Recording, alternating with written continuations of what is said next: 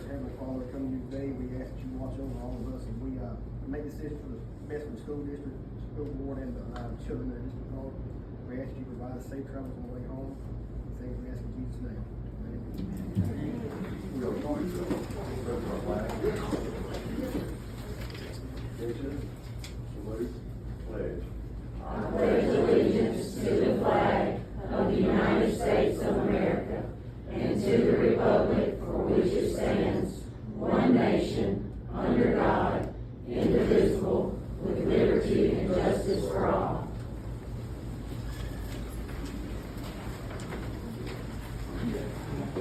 Consider out a motion to adopt tonight's agenda. Motion. Second. Motion been made and seconded. All in favor, aye. Aye. All right, item number 3, approval of minutes for May 19th, June 5th, and June 3rd, special meeting. No motion to approve. Motion. Second. Motion been made and seconded. All in favor, aye. Aye. Item number 4, Kathleen. Yes, sir. Mr. Royce Tidwell had requested that he address the board. Mr. Tidwell, Dr. Cook, Mr. Tidwell's wife, and myself met last Monday. Felt like we had a really good meeting. He brought some good ideas to the table, but I'm going to let him take the floor.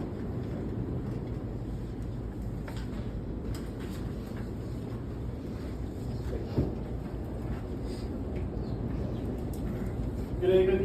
My name is Royce Tidwell. I'm married to Trista Grace Tidwell, who is a lifelong Calhoun County resident. She's a 2003 graduate of Calhoun City High School. We have 2 children, Eliza Grace Ellie and Delilah Hope Lila. Currently, I serve as a system analyst for the University of Mississippi Contractual Services Department and ID Center, overseeing the campus one-card and video surveillance systems that service the athletic and academic facilities on campus. I'm a 2001 graduate of Bruce High School. Grew up in the Reed community east of Bruce. I'm a 2004 graduate of ITT Technical Institute with an associate's degree in computer networks. I'm a 2021 graduate of the University of Mississippi with a Bachelor of Multidisciplinary Studies with minors in Education, Psychology, and Sociology. I'm a 2023 graduate, in the dark, of the University of Mississippi with a Master of Arts in Higher Education and Student Personnel. I'm a member of Bruce United Methodist Church, where I serve as a lay leader, and I'm also a standing visitor of Chicken Bone Baptist Church. I'm a member of Bruce Fire Department, where I serve as an officer in other multiple roles. I'm coming here this evening as a parent to address you all with concerns that I have. I've been very active in recent months coming to board meetings and listening. I've listened to all the dialogue and explanation and given on why things are the way they are. But this evening, I would like to share some information on why you've lost at least one of the 477 students that's been presented as the amount lost over the last 6 years. I can only speak for this one, as she is my daughter. My oldest daughter, Eliza Ellie Tidwell, was diagnosed with the COVID-19 virus the first time in the fall of 2020 and subsequently suffered from it twice. That virus went on to make her severely ill. What began as trips to primary care became seeing not one but multiple specialists with diagnosis of POTS, postural orthostatic tachycardia syndrome, MALS, median accurate ligament syndrome, and watch for a condition called SMAPS, superior mesenteric artery syndrome. Any one of these conditions makes life difficult, but just imagine having to face all 3 of them together as a teenage girl in this day and time. Now that you've thought about what it means to be as sick as she was, think about being the parent of a child facing this and having to support a sick child is tough. Have to watch as the illness plagued her to the point of being on a walker at 15 years old. Being barely strong enough to walk from the parking lot into the school and not being able to carry her backpack. Then having other students ridicule her or be ugly to her about having to use a walker, and even had a teacher be disrespectful furthered her anxiety, stress, and embarrassment. That situation was addressed, but the damage was done, and it should have never happened to her, period, as a child with disabilities. This led to us pulling her from public school and trying to find adequate homeschooling for her, which was terrible and a disaster. On top of all this, while facing all of this with my child, my wife was diagnosed with stage 3 breast cancer that led us into the midst of a second fight. Watching our child and dealing with cancer is a situation I wish no one had to deal with. And trying to deal with all the junk from the school on top of it was just enough. That is why we made the decision to pull her. But I wanted her to stay a part of the public school to stay on track. I asked about a virtual option. We were told there was not one. And I ask why? Why in the 21st century can we not have an option to put schoolwork online for high school? Universities do it every day. How many other students have we lost to a similar situation? Why do we not have infrastructure in place to handle the load of doing online class? I can tell you, I know one of other in this county that is facing something similar. A family that is members of a church that we attend are facing the same disorder that my daughter's faced. You want to treat them like you're preparing them for college, but the schools are being forced to not let kids be kids. We're still using Google Classroom and Google's online suite of tools, but that's not helping the most vulnerable that need it. You all lost a student who was intelligent enough to go from being 2 years behind and took our high school equivalency program to the adult education program at the Northwest office in Bruce in 3 months and passed all 5 tests with flying colors, doing so well to finishing high school actually a year early. Watching my child struggle with her health and then watching her overcome all the obstacles has made me extremely proud of her resilience. Today, kids are built a lot differently. I think even people my age are built differently than I am.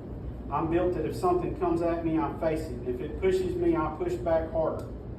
I may lose it for a moment while I get in my head to figure out a solution to deal with it, but I come back intentionally.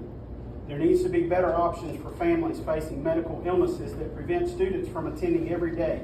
Heck, there needs to be an option for students that may only make it 1 or 2 times a week. But I don't have the time to stand before you and tell all the things that went on while we were in the midst of this struggle.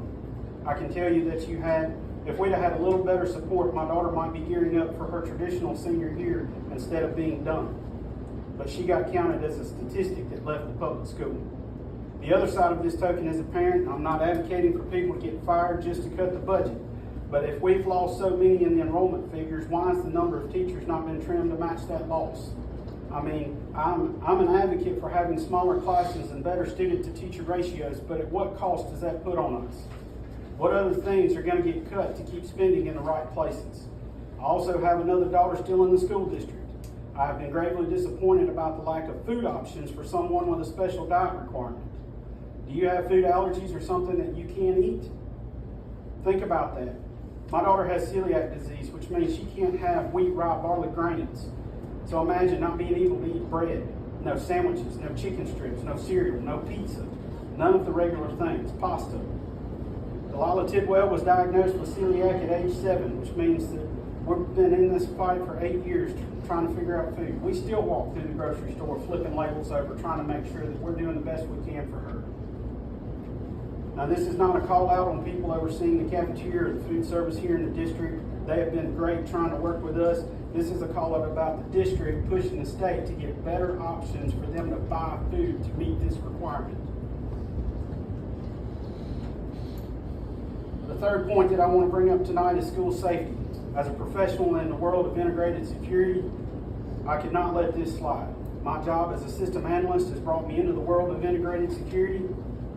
And as I said before, I'm a system analyst. I'm one of 3 administrators on the Campus One Card system and the video surveillance system on campus. And over the last 3 years, I've learned many differences to what best practice for physical security is. Learning about different types of hardware, overseeing numerous projects of construction and renovation that led to implementation of access control. The current hardware I noticed at open house and several other trips to campus at Bruce High School have led me to question, why are magnets being used to secure our schools? Because they are not security. It's a false sense of security. Because magnets require power to stay locked. Other hardware does not require power to stay locked. It requires power to unlock. As one of my mentors used to say to me, do it right, do it light, do it wrong all day long. Magnets are not secure. My director likes to point out to us that it is a false sense of security. I was informed in my meeting with Dr. Cook and Dr. Langford that battery backup power options are being implemented, but those don't last forever and they require maintenance. I hope there's a plan and a practice to test and ensure those batteries are checked.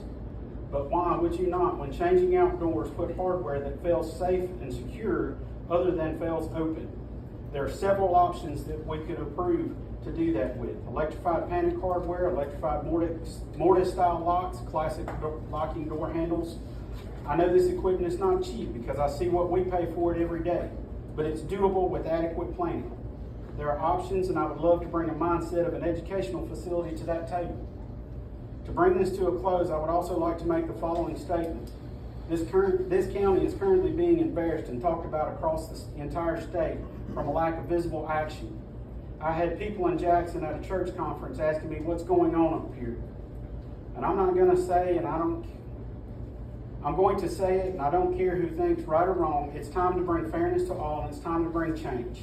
We have too many faculty, staff, students, and parents that only want to see fairness. If you're not willing to lead from the front, go on and get out of the way. The lack of action on things and the overreaction on others makes us question a lot of things. It is time for this district administration and board to stand up and take all the actions needed to be right and fair. I do not want to know all the details of personnel decisions. I work in state government. I know how all of this works. But I do know that the rumor mill gets loud, and it's only going to get louder because of not seeing visible progress. Even if half the rumors of the latest situation are true, that everyone, including students in this district, are talking about and are true, how can we not get a resolution now? I'm embarrassed to say that I live here and my kids go to school here. I promise you, if I was able to do more than I currently do, I would. I've tried to work within the rules and processes, but those are failing us, and it's time to take a stand and do the right thing. Thank you.